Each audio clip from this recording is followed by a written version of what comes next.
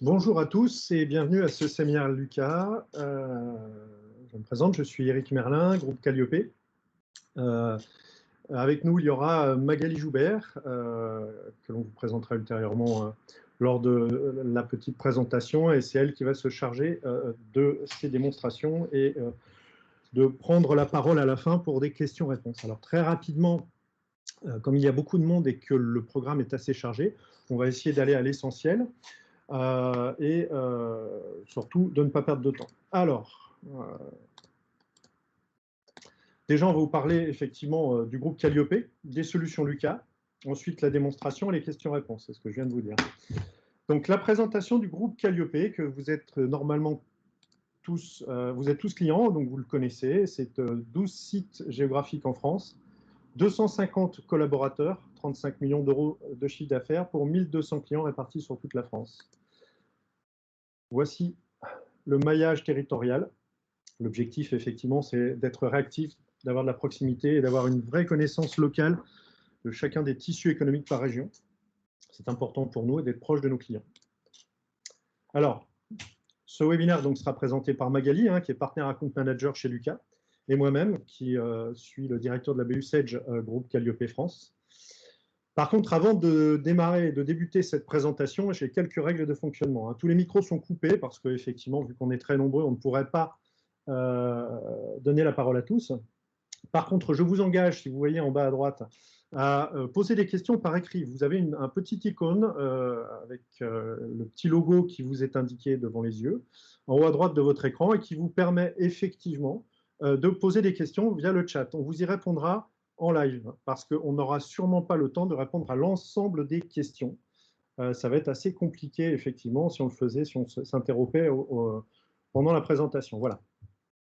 Donc ensuite, les solutions Lucas, qu'on va vous présenter aujourd'hui, c'est Figo, Climi, Paga. Popli, on présentera rapidement, et puis Timi, si on a le temps, effectivement, on va voir un petit peu comment on va avancer aujourd'hui, et puis si vous avez des questions complémentaires, bien sûr, on sera à votre écoute. Dans tous les cas de figure, la présentation vous sera envoyée, et la vidéo que l'on est en train de faire sera enregistrée et mise à votre disposition. Donc, je vais passer la parole à Magali. Merci Eric. Bonjour à tous. Est-ce que vous m'entendez bien? Oui, Magali, enfin oui. Moi je t'entends parfaitement. Oui, très bien. Merci beaucoup. Donc, bonjour à tous, du coup, je suis ravie de faire ce webinaire avec vous aujourd'hui. Et justement, on a à peu près entre 1h15, 1h30 ensemble. Je vais essayer de garder du temps à la fin pour les éventuelles questions qui resteraient. Du coup, pour vous expliquer un peu le fonctionnement, donc on va commencer, donc on va faire Figo, Climi, Paga, Popli Core RH et je pense Popli Entretien Objectif. C'est un sujet très très important avec les entretiens annuels qui arrivent.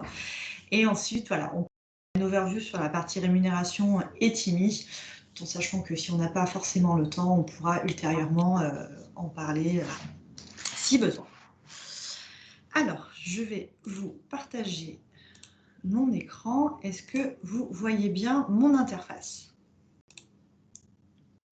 Oui, c'est parfait. Merci. Oui, très bien. Super, merci beaucoup. Merci. Donc là, je suis connectée à Figo, qui est notre logiciel de gestion des congés. Et du coup, pour cette démonstration, je vais incarner 3 rôles successifs.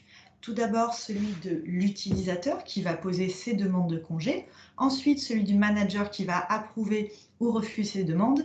Et pour finir, celui de l'administrateur de la solution qui a le rôle le plus complet, puisque c'est lui qui aura accès au paramétrage et également à l'export paye. Donc, ce qui est important de savoir sur toutes nos solutions, c'est que ces 3 rôles existent et qu'ils sont paramétrables. Il est possible de les interchanger, d'en supprimer un et de créer des rôles intermédiaires. Donc ici, comme on peut le voir, je suis connectée sur l'interface d'un utilisateur et l'interface est composée de 2 parties. En haut, je vais avoir mon calendrier interactif qui me permet de poser des jours de congé. Et en dessous, la partie avec les différents compteurs. Donc ces compteurs, très importants, ils sont entièrement personnalisables suivant ceux qui pourraient s'appliquer à votre organisation. Et l'avantage de ces compteurs, c'est qu'ils vont indiquer le solde de congé en temps réel. Donc à l'inverse d'une fiche de paye, on est plutôt sur un solde à l'instant T. Ici, on va vous permettre de faire des estimations. Imaginons que je souhaite partir en congé au mois de décembre. La mise à jour se fait automatiquement pour m'indiquer sur chacun des compteurs les congés auxquels j'aurai droit. Donc ici, je vais faire une demande du coup pour les congés de décembre. Imaginons que je souhaite partir le lundi 21, donc je clique sur le premier jour d'absence et que je sois de retour le 4, donc je vais poser jusqu'au 31, et ici le jour auquel je vais revenir. Bien sûr, ces smileys sont personnalisables, on peut avoir 2 smileys qui font des sourires ou pas de smiley du tout. Ici, j'ai le détail qui me rappelle combien de jours ouvrés cela concerne, et quand je clique sur « Continuer », j'ai ma grille de répartition intelligente qui apparaît. En fait, cette grille de répartition, elle va solder en priorité les congés qui arrivent à expiration. Maintenant, j'ai des plus et des moins. Je peux choisir de modifier cette répartition. Je peux également ajouter un commentaire si je le souhaite. Et j'envoie ma demande. À partir de ce moment-là, un workflow de validation est engagé et 2 emails sont envoyés. Un pour l'utilisateur qui va récapituler les détails de sa demande et un pour le manager qui du coup pourra l'approuver soit depuis le mail, soit en se connectant dans l'interface, ce qu'on verra par l'interface, sur l'interface, pardon. On verra ça dans quelques minutes, ou il pourra le faire depuis l'application mobile. Également, en tant que collaborateur, j'ai une politique de congé. Donc cet endroit, c'est un champ texte libre sur lequel vous allez pouvoir préciser toutes les règles de congé de l'entreprise et également ce qui serait des congés exceptionnels. Ici, j'ai également l'accès à mon planning annuel ainsi que l'historique de toutes les demandes que j'aurais pu effectuer en tant que collaborateur. Je vais maintenant passer au rôle de manager, donc d'approbateur. Et du coup, donc j'en parle, ça me permet de vous parler également de la page d'accueil. Chaque fois qu'on se connecte aux solutions Lucas, on arrive sur cette page et du coup, elle permet à tous les collaborateurs de voir en un coup d'œil le résumé de sa situation par solution utilisée. Je me connecte à Figo et donc cette interface, elle a un onglet supplémentaire, 2 onglets supplémentaires, donc l'onglet approbation. Et du coup, c'est sur cet onglet que le manager va pouvoir venir traiter les demandes de des collaborateurs qu'il supervise. C'est également ici qu'il va pouvoir venir gérer la délégation de ses droits d'approbation sur une période souhaitée et va pouvoir indiquer à qui seront délégués ces droits. Donc ici, on retrouve les deux absences et en fait, quand je clique sur les demandes, je vais avoir des détails qui vont m'aider dans l'approbation ou le refus de ces demandes. D'une part, vous avez cette partie-là, donc on a mis en place un délai de prévenance, ce qui fait que vous pouvez indiquer qu'en deçà d'un certain nombre de jours, il n'est plus possible de faire de demande d'absence. Par exemple, pour la date de demain, je ne peux plus faire ma demande d'absence aujourd'hui. Donc ça fait partie du paramétrage que vous pouvez mettre en place. Vous avez le détail des comptes, donc des compteurs qui vont être concernés. Et également, vous avez la partie qui s'appelle planning. Donc cette partie planning, ça va vous indiquer combien d'autres collaborateurs de la même équipe sont en congé au même moment. Ici, on retrouve la demande qui est un petit peu plus longue. Donc j'ai également les mêmes détails et comme la demande est un petit peu plus longue, ça peut peut-être valoir le coup d'aller directement consulter ce fameux planning. Donc ce planning-là, on voit toutes les personnes qui appartiennent ici à l'équipe consulting, mais ça pourrait être une autre équipe. En cliquant sur gérer mes groupes, créer des plannings, si par exemple on travaille sur un projet transverse, et ça me permet de venir valider également directement depuis le planning cette demande, comme il y a juste une autre personne qui est en congé à la même période. En tant que manager, j'ai également accès à un rapport qui s'appelle « Solde de mon équipe ». Et du coup, ça va permettre de communiquer auprès de ses collaborateurs, par exemple pour des problématiques peut-être de trop fort reliquat sur certains compteurs, vous pouvez le télécharger et le partager pour inciter vos collaborateurs à solder leur congé.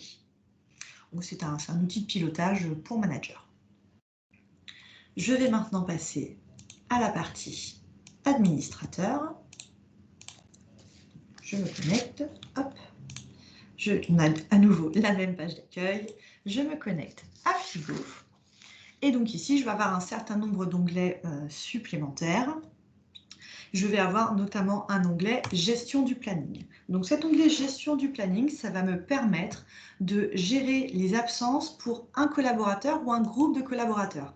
Par exemple, si vous avez des RTT, c'est assez que vous pourrez du coup faire une mise en congé collective, tout en sachant que vous avez toujours la possibilité d'éditer suivant les entités légales, les départements, les profils, les CSP, notamment si vous avez des soucis de permanence, c'est ici que vous pourrez l'effectuer. Ce que vous pouvez également faire, c'est gérer un collaborateur.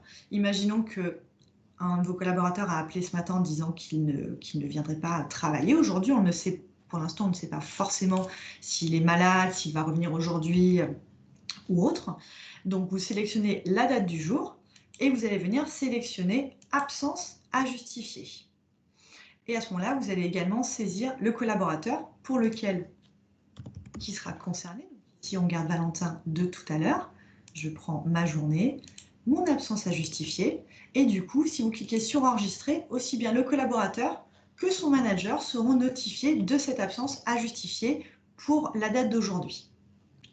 L'administrateur, il a également un onglet Action à réaliser qui correspond à un tableau et qui va mettre toutes les situations qui doivent être régularisées. Par exemple, Maurice s'est marié en février, il n'a pas encore envoyé son justificatif pour son mariage ou son PACS, eh bien, il est possible de le relancer par email automatiquement. Ici, on retrouve l'absence dont le motif doit être précisé pour Valentin.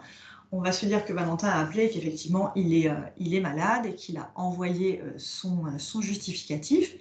Vous allez pouvoir venir ici préciser le motif et requalifier l'absence en maladie. Et vous allez également pouvoir venir y ajouter le justificatif directement. Et on retrouve ici un certain nombre de champs pour la DSN. Et je clique sur enregistrer. Derrière, vous avez également accès bien sûr aux onglets planning. Vous avez également accès à la partie approbation, où l'avantage c'est qu'en tant qu'administrateur, vous avez un onglet autre approbateur qui permet de voir toutes les demandes en attente d'autres personnes qui ont un statut de manager dans la société. Donc une fois qu'on a toutes ces informations, on va avoir un certain nombre d'exports qui pourront être générés.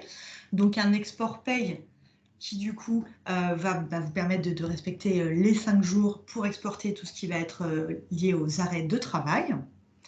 Et également, les exports arrêts de travail, excusez-moi, je me suis trompée. Voilà, les exports arrêts de travail pour respecter les 5 jours. Et également les exports paye. Donc les exports paye, ici c'est une fonctionnalité clé de Figo. C'est qu'en fait, vous allez pouvoir dans cet onglet-là générer votre export paye du mois qui va reprendre l'ensemble des absences et des congés de la période. Si je me connecte sur celui-ci, donc c'est pour la partie France, ce qui va être regardé, c'est bien sûr les absences, mais également vous allez avoir une notion de retard et de correction. En fait, le point, ça va être de dire que si une situation change alors qu'un congé avait été posé ou une absence avait été signalée et que la situation change, Figo va garder en mémoire tous ces retards ou corrections pour que vous puissiez les retrouver soit dans l'export du mois, soit que vous l'ayez dans l'export du mois suivant pour effectuer la régularisation. Et également, dans Figo, ça vous le verrez, c'est dans toutes les solutions Lucas, vous allez avoir accès à un certain nombre de rapports où toute donnée qui est renseignée, vous allez pouvoir l'exploiter pour derrière avoir créé vos propres rapports. Et vous allez également avoir des rapports qui seront préexistants dans la solution, notamment sur le taux d'absentéisme. Donc voilà pour la partie Figo. Je vais maintenant passer donc à Climi, qui est notre solution de gestion des notes de frais. Pour ce faire, je vais me reconnecter en tant qu'utilisateur. Vous voyez toujours mon écran? Je m'en assure. Changement de solution. Oui, pour l'instant, ça va. Super, merci beaucoup. Merci Magali. Je vous en prie. Donc là, maintenant, je suis connectée à Climi sur le logiciel de gestion des notes de frais. Et donc, à nouveau, je vais incarner les 3 rôles qu'on a vus précédemment, donc utilisateur, manager et administrateur. Et donc, dans Climi, nous, on fait déjà une distinction entre ce qui va être de l'ordre de saisir une dépense. Donc, je peux venir saisir mes dépenses au fil de l'eau en tant qu'utilisateur.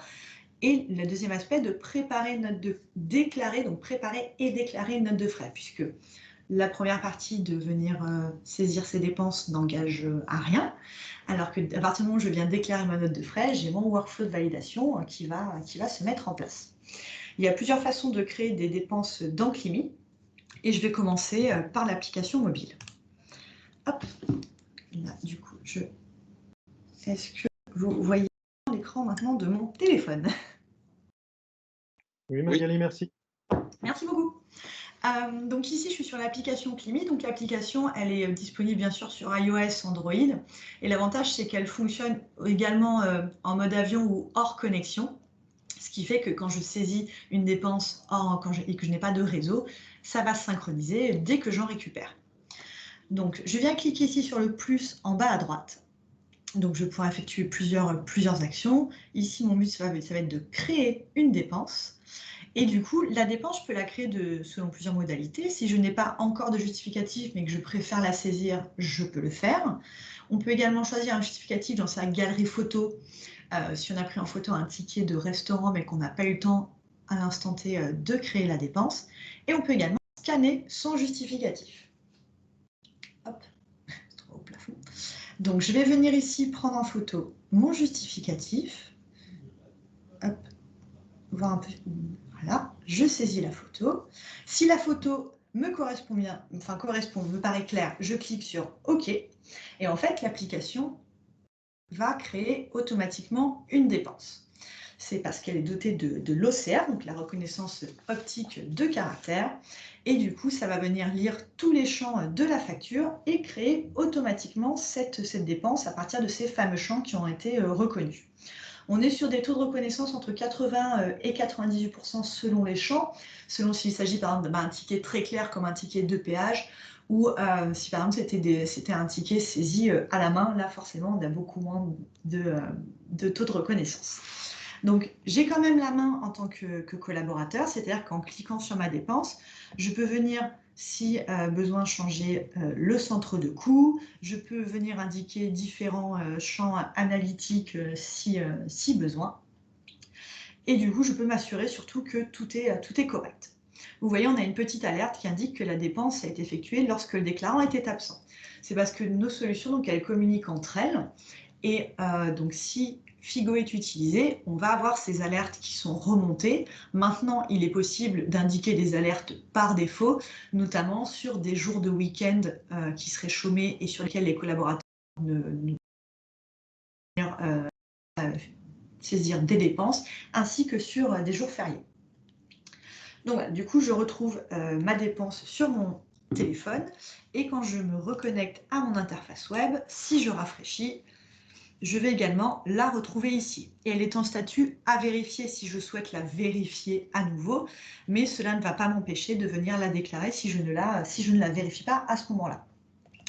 L'interface web est elle aussi dotée de l'OCR. Donc, par exemple, si je prends mes 2 tickets de restaurant ici et que je viens les faire glisser, ça va venir me créer mes dépenses. Donc l'OCR tourne, lit à nouveau tous les champs de la facture.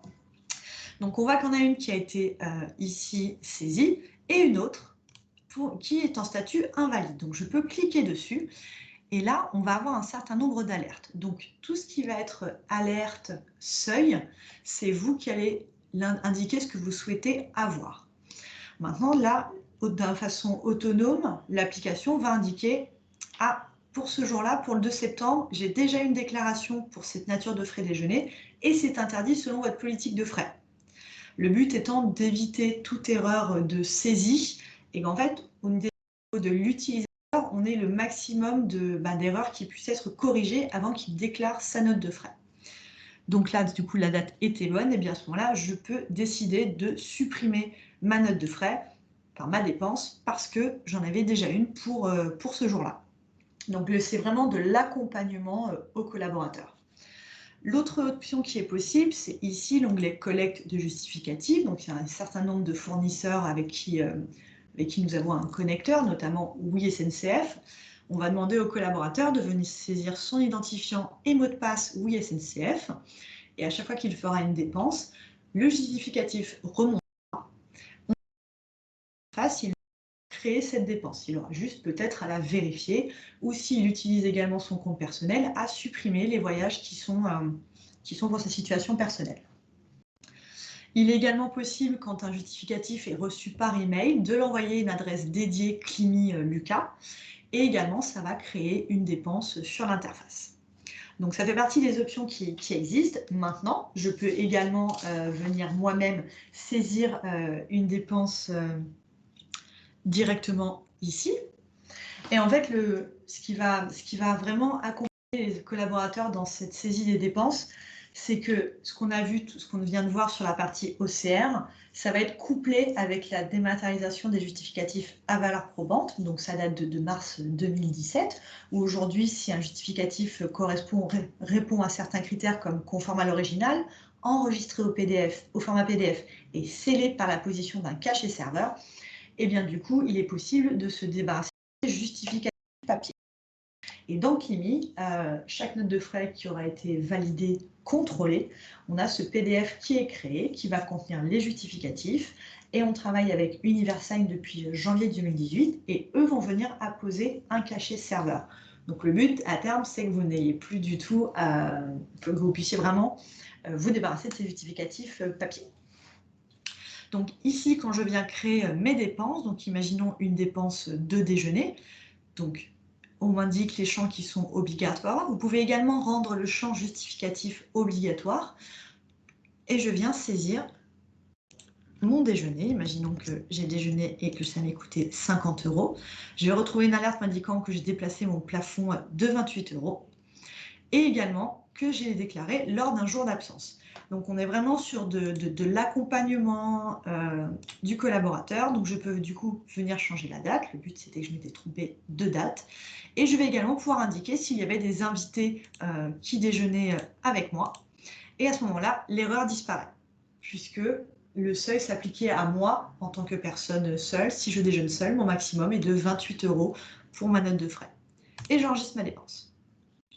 De la même façon, on va avoir plusieurs natures de dépenses. On va pouvoir venir bien sûr déclarer des dîners, des nuits d'hôtel. Donc imaginons 2 nuits d'hôtel et imaginons que ce soit également une dépense à l'étranger. Je peux venir saisir le montant de ces nuits d'hôtel. Et ici, on retrouve toutes les absences qu'on avait, l'absence à nouveau. Il s'agit bien de dépenses à l'étranger. Donc même si c'est en livres sterling, je serai remboursé en euros, c'est-à-dire que les collaborateurs seront remboursés de la monnaie de leur entité légale. Et j'enregistre ma dépense. Ensuite, il est possible également d'avoir des dépenses comme des frais kilométriques. Si vous soyez au barème légal ou pas, c'est possible de configurer la chose dans Climi. Je viens ici saisir l'adresse de Lucas à Paris. Imaginons que j'aille à Lyon.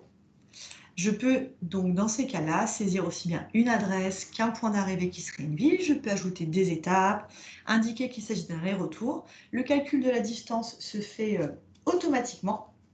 Et le deuxième élément qui va être pris en compte, ça va être les chevaux fiscaux de mon véhicule. Donc c'est ces deux éléments-là qui vont permettre de venir derrière indiquer un remboursement pour ce trajet-là. Et j'enregistre ma dépense. Il y a bien sûr tout un tas d'autres natures qui existent. Et encore une fois, ces natures, elles sont vraiment personnalisables suivant celles dont vous auriez besoin. Mais du coup, je vais m'arrêter pour cette partie saisie des dépenses. L'autre aspect qui est également possible, ça va être la synchronisation des cartes bancaires, où là, pour le coup, il n'aura plus besoin que le collaborateur vienne saisir deux dépenses. Donc, soit vous avez déjà une flotte de cartes, et on travaille avec Budget Insight qui connecte à Climi ces cartes-là, et la remontée se fait en J+1. Donc, cette synchronisation, il faut bien sûr qu'on puisse vérifier la faisabilité suivant la flotte de cartes dont vous disposez. Et on a également, nous, un partenariat avec Anytime. Et du coup, c'est une carte de débit qui est nativement intégrée à Climi. Et les dépenses remontent dès qu'elles sont validées dans l'interface. Je vais maintenant venir préparer ma note de frais. Donc, si je clique sur préparer, se saisissent automatiquement toutes les dépenses. Maintenant, je peux venir en décocher certaines si je le souhaite. Et je vais déclarer les dépenses sélectionnées. Je vais avoir quand même le détail de ma note de frais en préparation. Je vais pouvoir lui donner un titre si je le souhaite. Et ici, on va m'indiquer le montant total des dépenses, les éventuels plafonds qui auraient été appliqués pour avoir le montant réel qui me sera remboursé. Et la distinction est faite par rapport aux dépenses qui, elles, seraient effectuées via la société. Et je viens déclarer ma note de frais. Workflow de validation qui se met en place. Mon manager a reçu un email, comme pour Figo, pour venir valider ma note de frais. À nouveau, ici, vous allez pouvoir indiquer votre politique de frais. C'est un champ texte libre pour que les collaborateurs soient au courant de toutes ces informations. Et également, l'onglet Situation et notes de frais, où le collaborateur connaîtra en temps réel le statut de sa note de frais de façon autonome. Je passe maintenant au rôle de manager. Hop. Et donc, dans Climi, ce que je vais retrouver, ça va être cet onglet approbation, où en tant que manager, je vais voir toutes les notes de frais que je dois approuver ou non. Ici, par exemple, donc pour m'aider, je vais avoir des remontées d'alerte. Si je vois qu'il y a des notes de frais sur lesquelles il n'y a pas d'alerte, je peux choisir de les approuver directement. Je peux également les transférer à un autre approbateur dans le cas où peut-être que le collaborateur travaille sur un projet transverse et donc ce n'est pas à moi de valider. Je peux également la refuser en indiquant un motif de refus, auquel cas, je pars sur l'interface de on va se concentrer sur celle sur laquelle on a saisi des dépenses. Donc en l'ouvrant, j'ai ici mon bouton approuver. Et pour m'aider dans l'approbation de cette note de frais, je vais retrouver, donc le trombone indique toutes les dépenses pour lesquelles j'aurai un justificatif. Et vous voyez, pour aider dans cette partie approbation, vont être surlignés les champs pour m'aider dans ma vérification. Hop.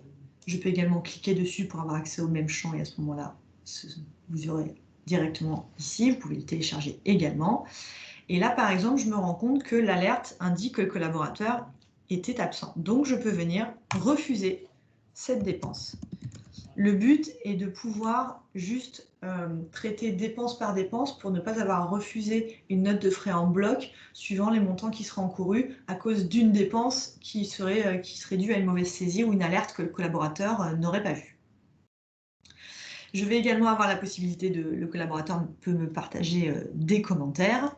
Et ce qu'on peut faire également, c'est qu'on voit ici, cette dépense est indiquée 300 €. Maintenant, quand je veux voir sur le justificatif, je vois qu'en fait, c'est 259,74 €. À nouveau, j'ai la main pour venir modifier le montant parce que peut-être qu'il s'agit d'une coquille et on ne va pas bloquer l'approbation d'une note de frais pour une coquille. Une fois que toutes les dépenses ont été regardées, je vais sciemment garder quelques erreurs pour la partie contrôle. Je peux du coup venir ici l'approuver. Et à ce moment-là, elle part en contrôle, pour l'administrateur. Donc, je me connecte à Climi et je vais aller directement dans mon onglet contrôle.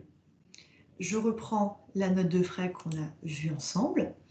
Et du coup, pour la contrôler, en fait, je vais venir cocher en face de chacune des dépenses. Si je suis pris par ailleurs et que je me déconnecte, lorsque je me reconnecte, ça reste en mémoire.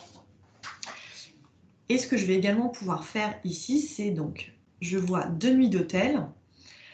Apparemment, donc j'ai un plafond de 105 € par jour pour ces nuits d'hôtel. Et bien à ce moment-là, ce qu'on peut faire, ça va être, je vais le modifier le montant, sinon, hop, 230. Ce que je peux faire, c'est ce qu'on appelle relever le plafond. C'est-à-dire que vous choisissez, bon bah très bien, alors en fait ça lui a coûté plus cher que le plafond habituel, mais peut-être qu'il n'avait pas d'autre choix que de prendre cette nuit d'hôtel-là, donc je choisis de le rembourser à hauteur de sa dépense totale, ou vous pouvez choisir de le rembourser d'un petit peu moins. Et vous cliquez sur enregistrer, et vous pouvez continuer dans le contrôle de cette note de frais. Une fois que vous aurez vérifié toutes les dépenses, hop, automatiquement, elle passe au statut contrôlé. Et c'est à ce moment-là que vous allez pouvoir effectuer le remboursement des collaborateurs. Il y a plusieurs modalités qui existent. Donc, soit ça peut être un remboursement qui est par virement, donc indépendamment de la paye et de la comptabilité. Auquel cas, donc ici, on a un fichier au format CEPA avec toutes les indications de virement qui peut être déposé directement sur l'interface de votre banque et qui va venir générer l'ensemble des virements en une seule fois. Donc, il n'y a pas du coup de ressaisie à faire à ce moment-là. Ensuite, la fonctionnalité clé dans Climi, c'est qu'on va avoir, vous allez pouvoir venir exporter les données vers la comptabilité. Donc cet onglet export, ici c'est un fichier CSV parce que c'est un compte de démonstration, mais il est spécifique à chacune des sociétés qui utilisent Climi, parce que ce fichier il va être paramétré de deux façons. Donc d'une part selon l'ensemble de votre plan comptable, et ensuite selon le format d'import du logiciel comptable que vous utilisez. Ça, donc, le premier cas. Maintenant, si le paiement, le remboursement en tout cas des collaborateurs est généré via la comptabilité, c'est un peu comme si vous le traitiez comme un fournisseur que vous allez payer, et bien à ce moment-là, on va produire un fichier de mise en paiement. Et ce fichier de mise en paiement, il sera également personnalisé suivant les besoins de ce qu'on disait, le plan comptable et le format d'import de votre logiciel. Le troisième cas qui est également possible, c'est si le remboursement est généré via la paye. Donc à ce moment-là, à cet endroit export, on aurait deux fichiers. Donc on en aurait un pour le remboursement par la paye et l'autre, l'export comptable dont on parle, qui est personnalisé. Et du coup, à ce moment-là, ça va être soit un fichier plat Excel qui vous permettre de faire une saisie manuelle dans votre logiciel, soit un fichier qui sera paramétré au format attendu par votre logiciel de paye. Dans tous les cas, le but dans les outils, c'est de pouvoir au maximum produire des fichiers d'export qui sont paramétrés selon vous, les outils de paye ou de comptabilité que vous utilisez, pour que vous n'ayez pas effectué de ressaisie derrière. Et également, on va retrouver cet onglet rapport où on va vous permettre d'extraire toute information qui va concerner les invités, le kilométrage, les justificatifs, et également ce tableau récapitulatif qui vous permet d'avoir un certain degré d'analyse sur les dépenses de chacun des collaborateurs, également lui exportable. Et pour finir, je vais vous montrer le PDF qui est généré. Donc, ce qui s'appelle donc une archive probante, où vous allez retrouver toutes les dépenses du collaborateur dans le détail avec le justificatif. On va retrouver l'historique de la note de frais et ici ce cachet serveur qui du coup confère la valeur probante à ce fichier, et c'est ça qui vous permet de vous débarrasser de vos justificatifs papier. Alors j'en ai fini pour Climi.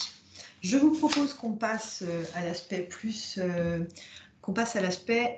dématérialisation de la distribution des bulletins de paye. Donc notre solution qui s'appelle Paga. Donc Paga, on va aller dans l'onglet distribution directement. Donc le but, ça va être de pouvoir bien sûr distribuer aux collaborateurs leur fiche de paye au format dématérialisé. Et la première étape, donc ici en distribuer, ça va être de venir récupérer le PDF qui va regrouper tous les bulletins de salaire de vos collaborateurs. Donc soit auprès de votre prestataire, soit dans votre logiciel de paye. Donc ici, on va venir importer tous les bulletins. Donc je les choisis, ils sont là, je clique sur ouvrir. Vous allez pouvoir venir choisir la période de paye concernée, c'est dans le sens où vous souhaitez, une fois que vous utilisez l'historique, ou vous pouvez avoir des périodes personnalisées. Donc là, je viens maintenant cliquer sur importer, et du coup, Paga va découper le fichier selon deux critères. D'une part, les noms et prénoms des collaborateurs, et d'autre part, les numéros de sécurité sociale. Donc, ça a été fait en quasi l'écran est format dématérialisé, et à droite, les fiches à distribuer au format papier. En fait, depuis la loi El Khomri, il n'est plus nécessaire d'avoir l'aval des collaborateurs pour dématérialiser leur bulletin de paye. Cependant, à la demande de chaque collaborateur, il est possible de leur distribuer au format papier. Si je viens maintenant ici cliquer sur distribuer, À ce moment-là, les bulletins sont envoyés sur l'espace personnel de chaque collaborateur et ils ont reçu un mail qui les notifie que leur bulletin est disponible. Les bulletins sont bien sûr pas envoyés par email et on les retrouvera dans cet onglet bulletin de paye. Et ici, on va pouvoir venir télécharger les bulletins à distribuer au format papier. Alors, on ne les envoie pas, mais du coup, on les a isolés et vous pouvez, vous, derrière, les imprimer et les partager aux collaborateurs. L'onglet paramétrage, donc, qui vous permet de faire un certain nombre de choses. On peut bien sûr venir récupérer les bulletins de paye de collaborateurs qui auraient quitté l'entreprise. Mais également ici, il est possible de vous désactiver le service directement sur cette interface. Et c'est vraiment, Chloé ici accepte, elle vous indique qu'elle ne veut plus, vous décliquez, elle ne recevra plus au format dématérialisé. C'est vraiment en cochant que vous avez l'information.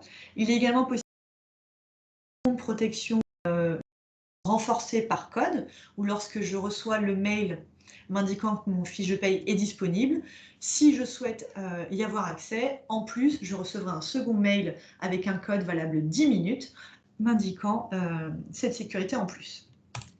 Quand je vais sur mon interface collaborateur, je peux venir, si je souhaite, télécharger mon bulletin de paye et j'ai également accès à une archive. Par défaut, ce sont les 3 derniers bulletins de salaire qui sont sélectionnés puisque c'est plutôt ce qu'on nous demande. Mais il est possible de venir télécharger tout au format zip, tous les anciens bulletins de salaire de ma société actuelle, bien sûr. Ensuite, en bas de page, ce qu'on va voir, c'est ici déjà, si je suis collaborateur et que je souhaite ne plus recevoir mes bulletins de paye en ligne, je clique ici, j'indique que oui. Et auquel cas, ça se fait en instantané. Si je change d'avis, je reclique dessus et je les reçois à nouveau au format dématérialisé. Et cet endroit ici, ça va concerner la partie archive, puisqu'il est indiqué que la conservation des bulletins est garantie pendant 50 ans ou 6 ans après l'âge maximum de départ à la retraite. Et nous, donc, on a ce site dédié, paga.iluka.net, sur lequel les collaborateurs pourront venir récupérer leur fiche de paye pendant donc, ces 50 ans ou 6 ans après l'âge maximum de départ à la retraite. Ce qu'on lui demandera, ça va être de venir indiquer bien sûr son adresse email personnelle pour y avoir accès, puisque son adresse email d'entreprise ne fonctionnera a priori plus une fois qu'il aura quitté la société. Et quand il se connectera à ce site-là, on lui demandera à nouveau son numéro de sécurité sociale, son adresse email personnelle, et comme indiqué ici, il recevra un code qui lui est également valable 10 minutes pour venir télécharger les archives de ces bulletins de paye. Donc voici pour la partie Paga. Je vous propose de passer à Poppycore RH. Je me permets de boire un peu d'eau, vous ne voulez pas? Donc Poppycore RH, comment? On est tellement pendu à tes lèvres qu'on s'habitue bien à ce que tu parles. Donc vas-y, effectivement, passe sur la suite. Merci. Je prends juste 5 secondes. Merci. Donc Poppycore RH, c'est notre logiciel de dématérialisation des dossiers du personnel qui va permettre de gérer les données RH d'un collaborateur tout au long de son parcours dans l'entreprise. Donc je vais commencer ici par le module onboarding. Donc vous avez un collaborateur qui va rejoindre la société. Vous allez pouvoir venir ici directement préparer son arrivée de 2 façons. Donc, on va prendre un onboarding en cours pour que vous ayez toutes les informations. Donc, ce qui s'est passé, c'est qu'en amont, vous allez pouvoir paramétrer des formulaires. Donc, je vais vous montrer celui-ci. Vous pouvez en avoir plusieurs qui existent, notamment par métier, où vous allez demander au collaborateur, pour préparer son arrivée, de vous envoyer un certain nombre d'informations le concernant. Donc, informations personnelles. Vous pouvez également lui indiquer les contacts dédiés, enfin en tout cas les contacts qu'il aura dans l'entreprise s'il a des questions. C'est complètement personnalisable, le logo également, et lui indiquer son arrivée, sa date d'arrivée. Il va bien sûr, le collaborateur, venir lui remplir tous ces champs. À nouveau, ce formulaire est personnalisable et vous pouvez avoir autant de templates que vous le voulez. Et la deuxième chose que vous allez avoir, ça va être ici une liste de tâches. pour venir préparer l'arrivée des collaborateurs, comme par exemple acheter un PC et prévoir un bureau pour cette personne-là. Et ces tâches-là, vous allez pouvoir les assigner à des personnes dans l'entreprise. Une fois que les tâches auront été effectuées, les collaborateurs indiqueront qu'elles ont été effectuées. Et si elles dépassent la date indiquée, les collaborateurs seront automatiquement relancés par email. De la même façon, pour la partie offboarding, il est également possible de préparer. Bon, là je l'ai en espagnol, je vais vous le mettre en français. Donc, il est possible aussi de l'avoir dans d'autres langues que le français. Et vous allez pouvoir préparer son départ directement avec cette liste de tâches. Les champs que vont remplir, donc ce formulaire-là, les champs que vont remplir les collaborateurs, l'intérêt, c'est qu'une fois qu'ils auront rejoint l'entreprise, ça va venir alimenter leur dossier RH. Donc, ça veut dire que côté ressources humaines, il n'y a plus besoin de faire de ressaisie sur cette partie-là. Ça se déverse automatiquement. Et ici, ce dossier RH, donc on va avoir des données qu'on appelle publiques. Donc, c'est les données qui seront donc affichées dans ce qu'on appelle le trombinoscope. J'en profite pour vous montrer le trombinoscope en même temps. Donc, ce qu'il est possible de faire, c'est d'avoir donc ce trombinoscope, et c'est notamment utile à l'arrivée de nouveaux collaborateurs pour un petit peu se familiariser sur qui est qui, où on va pouvoir chercher un collaborateur avec son nom, donc ici par exemple Valentin, et si je clique sur sa fiche, je vais avoir accès à un certain nombre d'informations, et c'est ça qu'on appelle les informations publiques. On n'est bien sûr pas obligé d'avoir la date de naissance. C'est vraiment vous qui allez choisir quelles sont les données qui apparaissent. Et à nouveau, on voit une synchronisation avec Figo, où je peux savoir qui est absent aujourd'hui. On a également accès à un organigramme, où là, par exemple, donc, je suis restée sur Valentin. Donc, on voit que Valentin fait partie de l'équipe consulting. Donc, je vais avoir le détail des membres de l'équipe. Si je viens cliquer sur une personne, je vais à nouveau retrouver les informations le concernant. Vous allez pouvoir indiquer l'organigramme de votre société et vous choisissez l'affichage que vous préférez, horizontal ou vertical. Et donc, dans ce dossier RH, vous pouvez au survol venir masquer certaines données. Et donc, les fameuses données RH, on va les retrouver ici.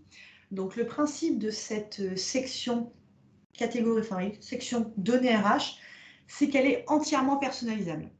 Dans le sens où les champs qu'on voit ici, donc mes infos RH, parcours professionnel, sont personnalisables. Vous pourriez ajouter un champ mutuel, ou si vous ne voulez pas l'appeler parcours professionnel, vous pourriez l'appeler autrement.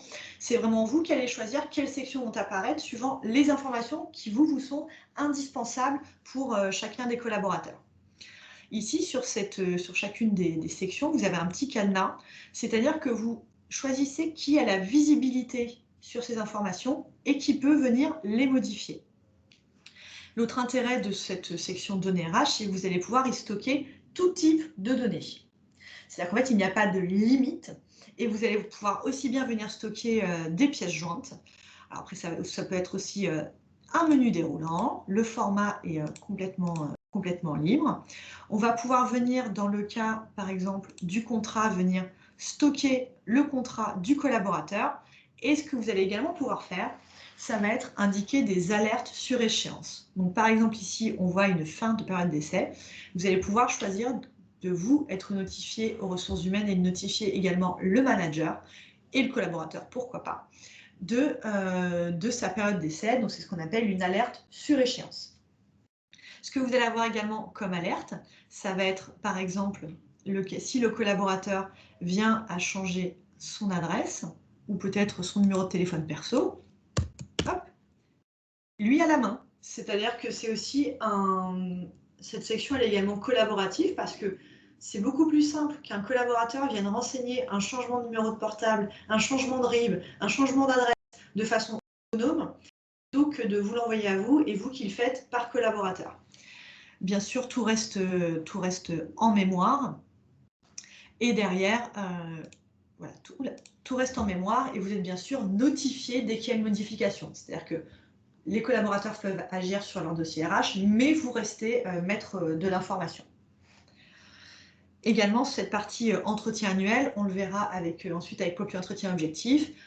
les deux solutions communiquent, ce qui signifie que lorsqu'un entretien annuel ou un rapport d'étonnement ou tout type d'entretien a été effectué, il peut automatiquement venir se déverser dans une section de ces données RH. Donc ça va vraiment être l'endroit où tout est centralisé en termes d'informations sur le collaborateur. Bon, maintenant que je vous ai parlé que le collaborateur pouvait mettre à jour lui-même des informations, vous pouvez également vous le faire collaborateur par collaborateur dans cet onglet données manquantes, ou ce qui est le plus pratique, mise à jour. Si vous vous rendez compte que vous n'avez pas toutes les adresses ou que les adresses ne sont pas forcément à jour, eh bien vous lancez une campagne et vous allez avoir l'information de l'avancée de la campagne, de ceux qui doivent encore le faire, que vous allez pouvoir relancer en 2 clics. Et du coup, ça vous permettra d'avoir ces dossiers RH qui sont toujours à jour, puisque lorsque les collaborateurs ont effectué la mise à jour, vous n'aurez pas de ressaisie, vous, à effectuer derrière. Très important, donc un des articles du RGPD évoque le droit à l'oubli, quand vous traitez de nombreuses données dans Public RH que vous devez faire disparaître.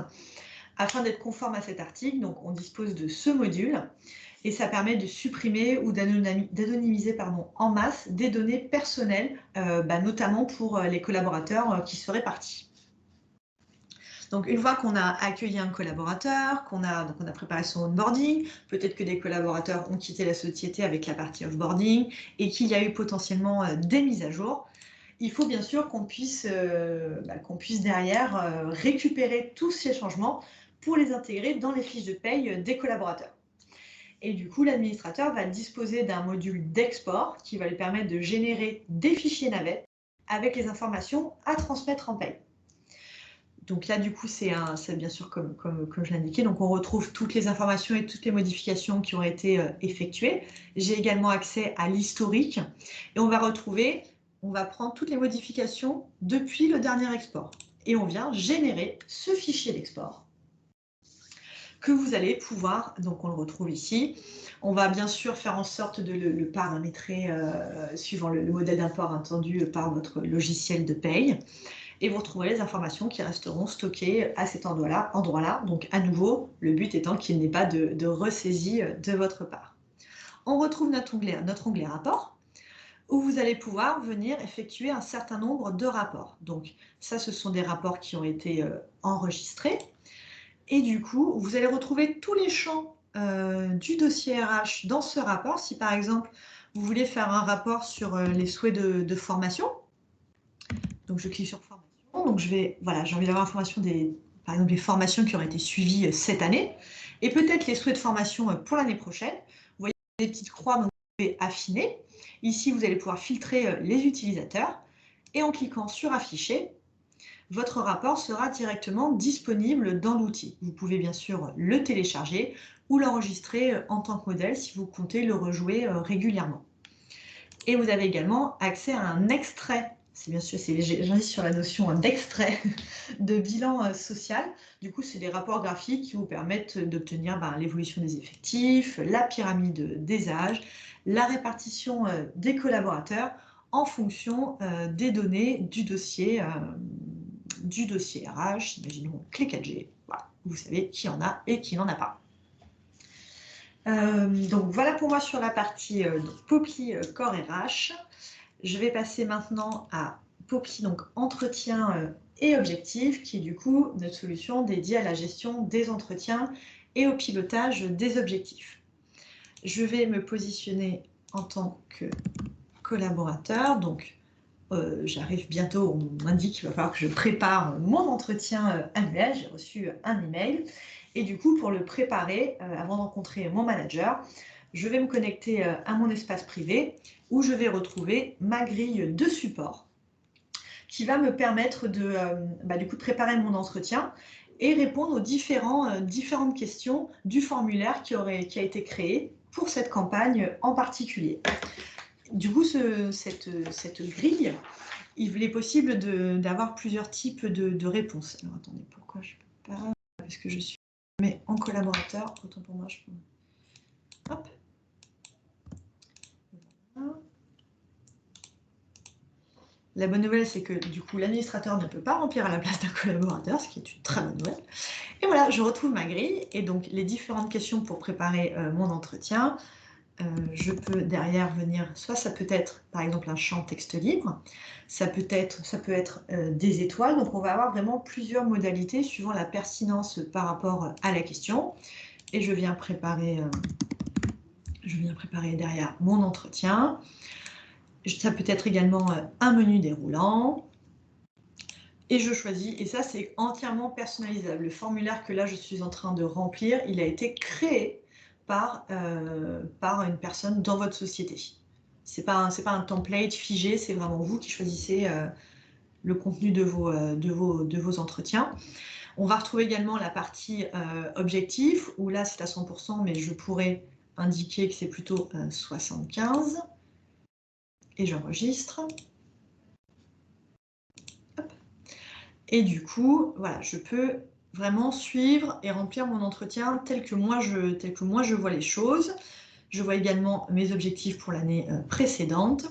Et ici, vous voyez, il y a une petite astérisque, c'est-à-dire que ça veut dire que là, cette question est obligatoire. Là, pour aider les collaborateurs, on voit que les modifications sont sauvegardées automatiquement. Pour que le collaborateur n'ait pas appuyé sur sauver ou sauvegarder à chaque fois qu'il fait une modification, c'est automatisé. Et si par exemple ici je veux venir publier mes réponses, on me dit attention, cette question-là est obligatoire. Donc je viens ici indiquer que l'année était incroyable.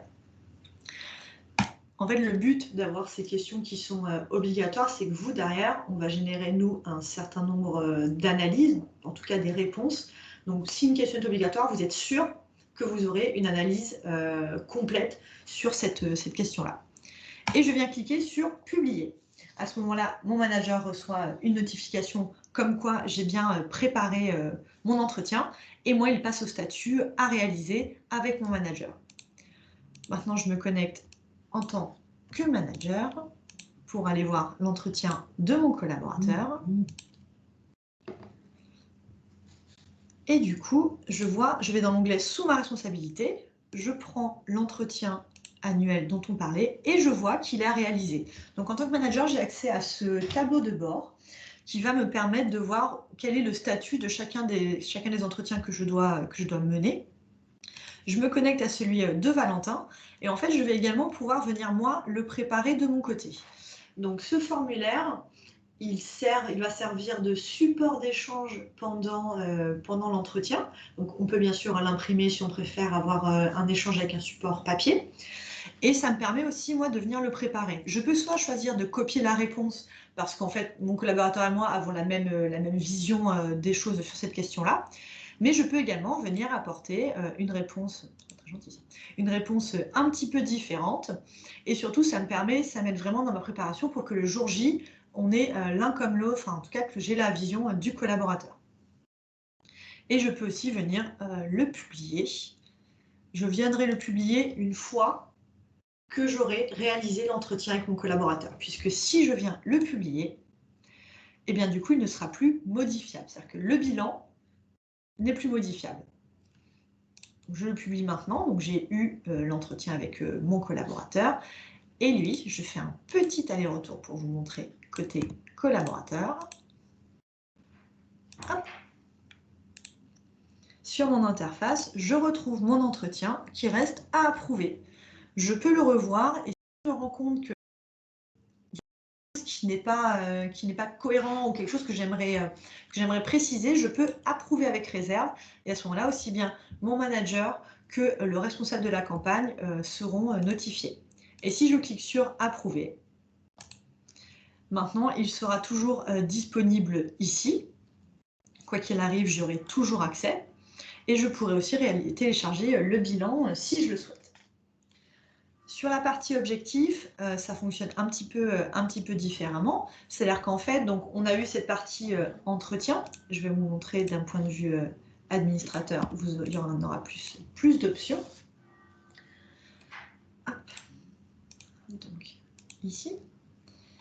Donc, en tant qu'administrateur, on va avoir plusieurs choses. C'est-à-dire qu'on va avoir des objectifs qui vont être personnels. Je vais, moi, en tant que manager administrateur, pouvoir avoir accès aux objectifs de mon équipe. Le but, c'est que ce que voit le manager, l'administrateur, c'est également ce que voit l'utilisateur.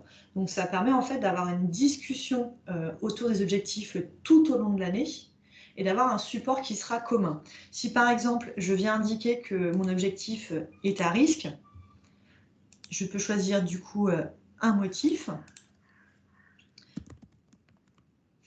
Et je le passe au statut à risque. C'est-à-dire qu'en fait, la communication, elle arrive à ce moment-là aussi. Si j'ai un objectif voilà, qui est à risque, que je pense que je ne vais pas pouvoir atteindre, je peux l'indiquer assez tôt dans l'année, dans le trimestre, dans le semestre.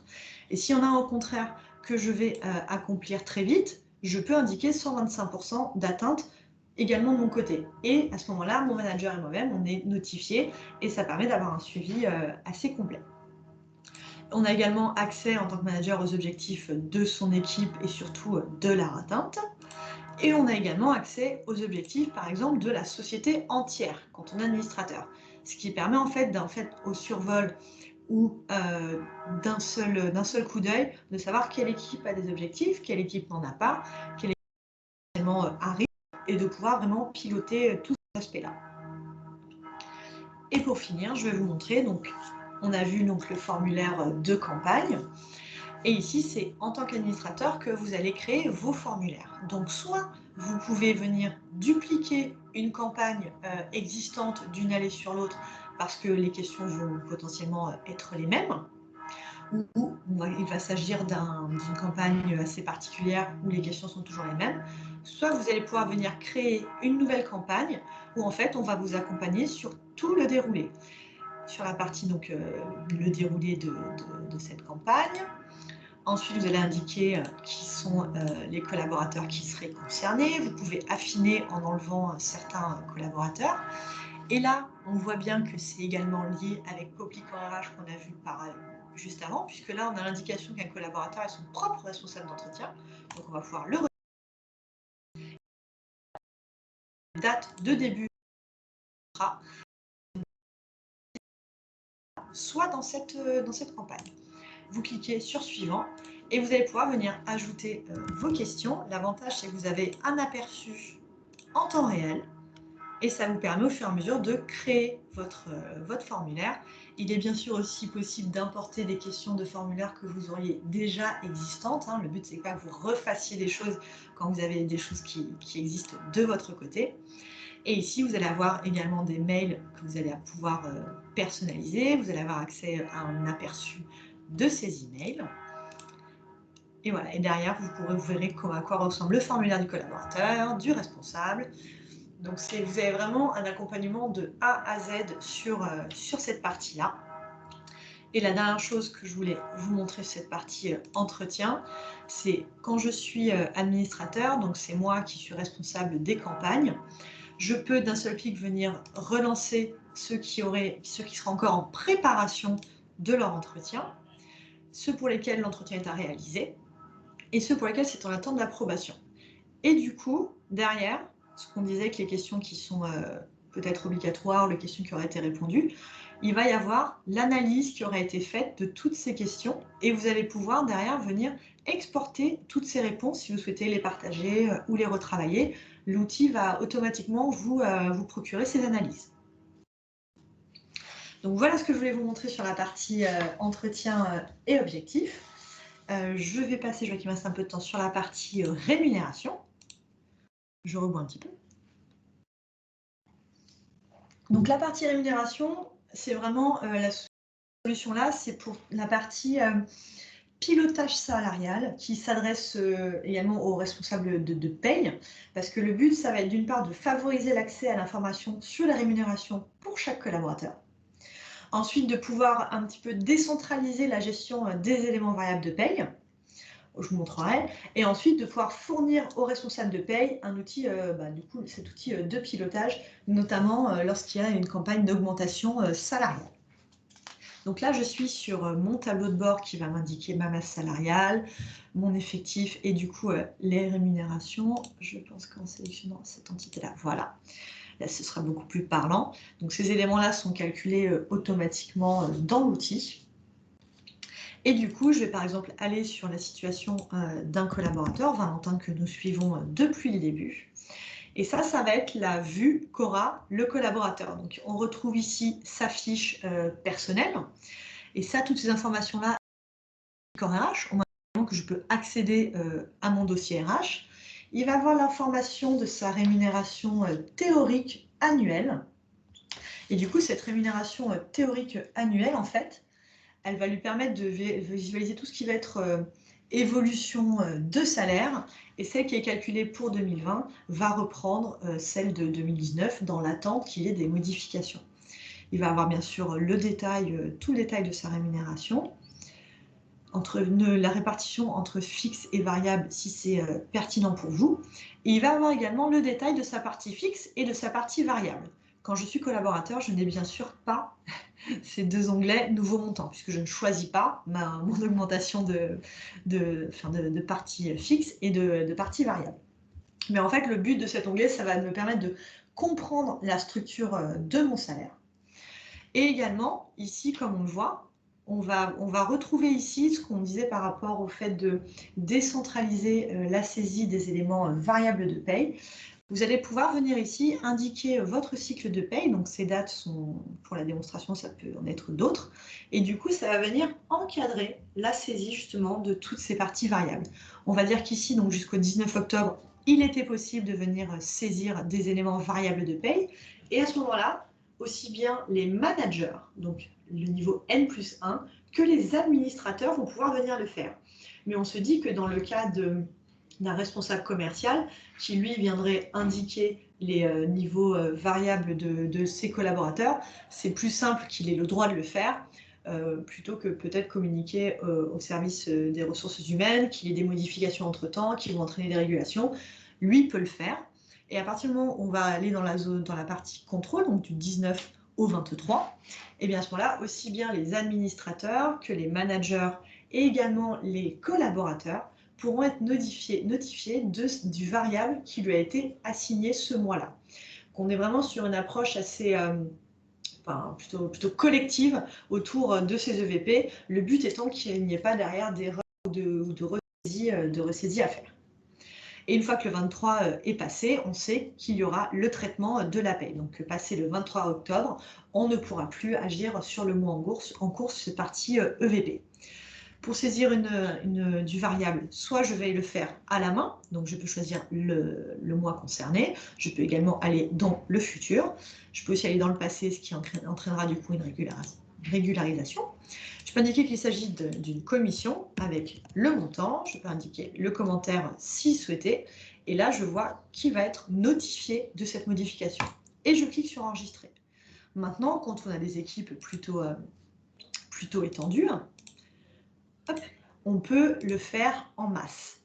C'est-à-dire que soit vous venez faire une saisie sur le tableau, alors bien sûr vous aurez effectué les différents filtres pour pouvoir venir saisir les collaborateurs qui vous concernent, mais vous pouvez également exporter une matrice Excel sur laquelle vous allez remplir directement à la main, je les mets juste comme ça, vous allez venir saisir à la main hop, les montants.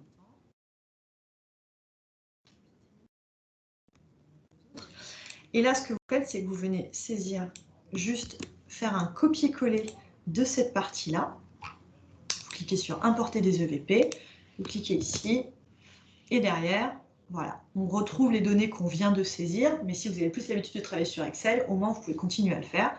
Et en cliquant sur Intégrer les données, elles seront intégrées automatiquement sur chacune des fiches des collaborateurs. Quand il s'agit maintenant d'augmenter une rémunération, la partie fixe d'une rémunération, seul l'administrateur peut le faire. Il va venir, et du coup, ça se fait vraiment au cas par cas, et on va indiquer du coup directement dans le champ de nature ce qui correspond. Donc là, ça peut être prime de fonction. Ces natures sont bien sûr personnalisables suivant les natures qui vous concernent. On va indiquer un montant mensuel. Vous pouvez indiquer une date de début, une date de fin si souhaité et un commentaire. Et vous ajoutez du coup 500 €. Et ça vient s'ajouter au détail de la répartition la rémunération fixe de ce collaborateur et lui sera notifié et il y aura accès également. Donc voilà, ça permet vraiment d'avoir vraiment toute une gestion dématérialisée de ces aspects-là. On retrouve à nouveau notre onglet rapport où on va avoir l'information des rémunérations théoriques annuelles et des rémunérations réelles. Si vous cliquez dessus, afficher rémunération, vous avez le détail directement ici avec la répartition. Et on va également, bien sûr, avoir la partie export, qui est la plus importante. Et du coup, ça va permettre donc de générer des exports pour communiquer les données de rémunération à votre système de paye. Donc, comme on l'a vu tout à l'heure, on clique dessus.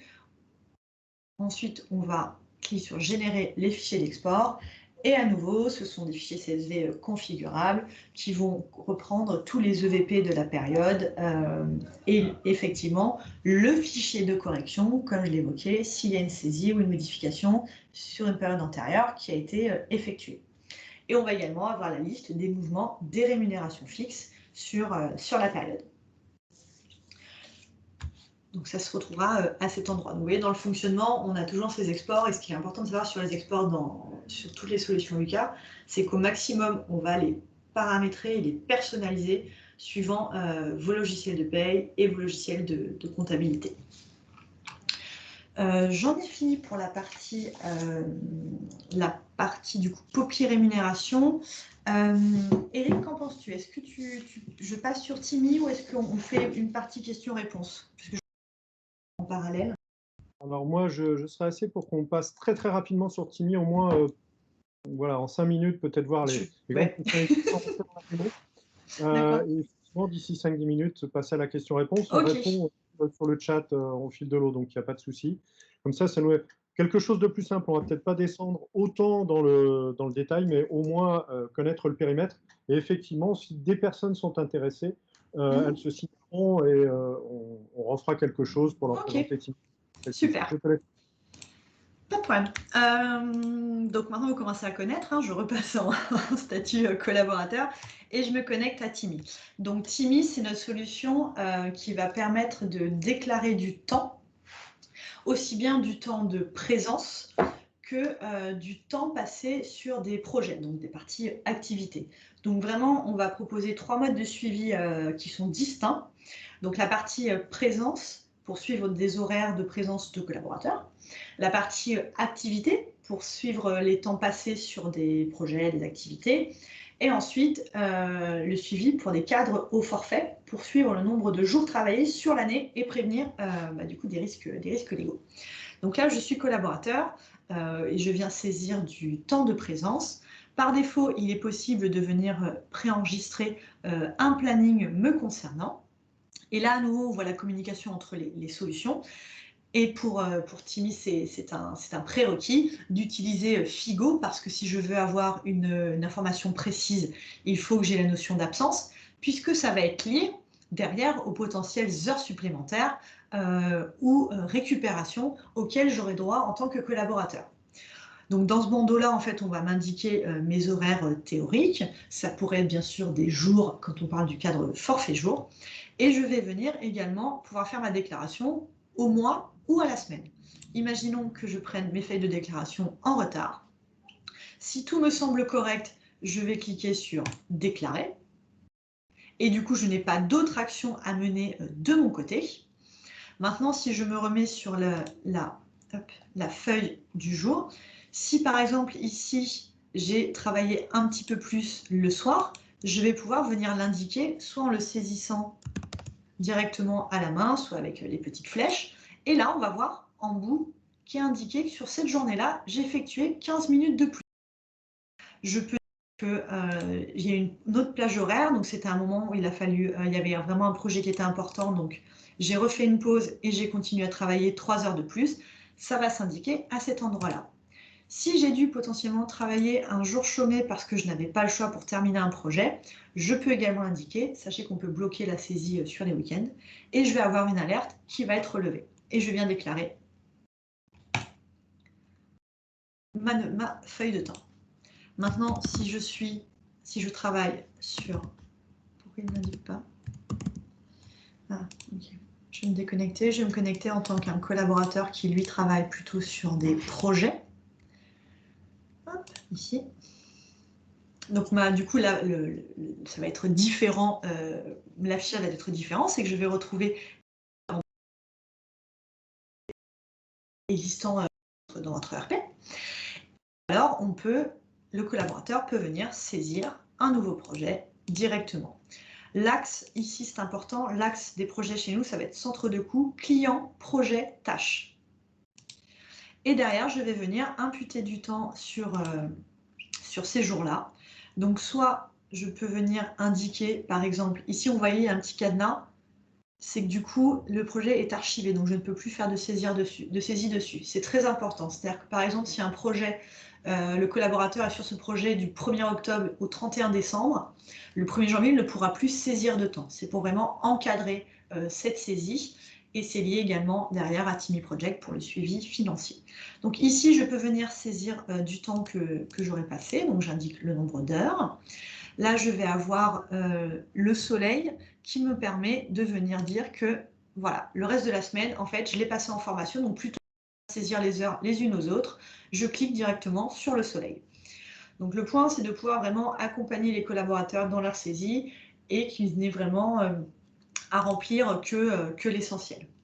Donc pour pouvoir saisir, venir déclarer, il faut que je saisisse du temps. Donc c'est ça le principe, c'est que je viens saisir du temps sur chacun des projets. Et du coup, j'ai ma feuille en retard et je viens la déclarer. Donc le principe, c'est un petit peu ça, c'est l'autodéclaratif. On peut pré-remplir quand c'est de la présence. Quand c'est un travail sur des projets, on laisse les collaborateurs venir remplir les heures qu'ils ont passées sur ces projets-là. Et dans le cadre du forfait jour, c'est vraiment du déclaratif. J'ai travaillé tel jour ou pas, parce que ça peut également, derrière, alimenter de la récupération. C'est pour ça que Figo est très important en complément. Hop, je me connecte en tant que manager. Hop. Et je retrouve mon fameux onglet approbation. Et pour m'aider dans l'approbation, on va avoir donc les feuilles qui sont réparties, en tout cas classifiées suivant ces 3 indicateurs. S'il n'y a pas d'alerte, je peux bien sûr les approuver directement. Je peux relancer les collaborateurs pour qu'ils viennent saisir leur feuille de temps. Et ici, je vais retrouver le détail, par exemple, des feuilles sur lesquelles il y a des alertes. En cliquant sur plus de détails, je vais savoir quels sont les éléments variables qui ont été saisis et toutes les alertes. Et si je veux vraiment avoir le détail, en cliquant ici, je vais voir la feuille de temps telle qu'elle a été saisie par mon collaborateur. Ce qui me permet de venir l'approuver ou la refuser directement. On retrouve les détails ici également. Et si je clique sur approuver, toutes les feuilles de temps sont approuvées à ce moment-là. On retrouve cet onglet rapport qui permet d'avoir l'information du taux de charge effectif de mes collaborateurs, mais qui va également me permettre de créer des rapports personnalisés donc sur le temps passé, sur les projets sur lesquels on a passé du temps. Et sur la partie administrateur, hop, donc, ce qu'il va y avoir en plus, ça va être donc à nouveau ce fameux onglet export, où en fait, donc, ce qui est intéressant, c'est que dès qu'une absence est posée ou un congé dans Figo, il remonte automatiquement dans Timmy. Même si c'est du télétravail, on va avoir l'information dans Timmy. Et surtout, il va être possible de générer cet export pour venir derrière valoriser en paye les éventuelles heures supplémentaires. Donc, si je viens cliquer sur exporter, on va avoir le même CSV que d'habitude, où là, ce serait un fichier paramétré. Donc en grosse maille, ce que fait Timmy Timesheet. Eric, je préfère qu'on n'aille pas forcément sur Timmy Project parce que en 3 minutes, je ne peux pas. il y a beaucoup de choses à dire. Effectivement, Timmy Project, on verra peut-être une autre fois. Ouais.